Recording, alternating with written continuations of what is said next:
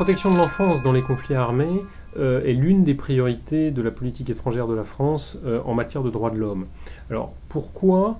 Parce qu'on estime aujourd'hui dans le monde qu'il y a environ 250 000 enfants soldats. Parce que les conflits armés exacerbent les violations subies par les enfants, ils sont tués ou blessés, abusés sexuellement, et l'UNESCO estime que 28 millions d'entre eux n'ont pas accès à l'éducation. Dans le même temps, il y a des progrès.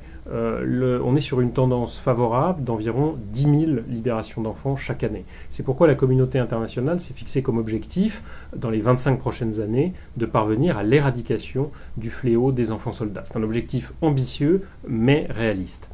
La France a toujours été en initiative sur ce dossier, et ça a été notamment le cas en 2005, au moment de l'adoption de la résolution 1612 du Conseil de sécurité, qui a créé un groupe de travail spécifique pour traiter de cette question.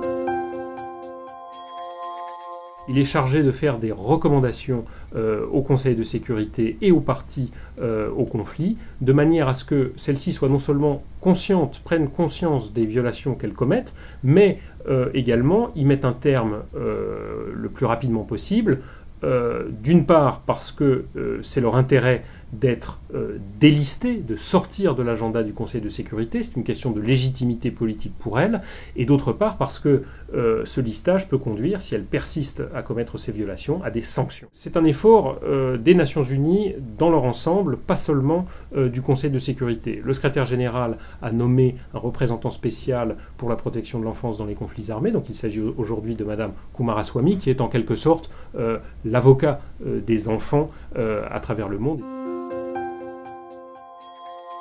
J'en citerai deux pour aller vite. Le premier, c'est le défi de maintenir l'engagement politique de la communauté internationale au niveau auquel il est actuellement.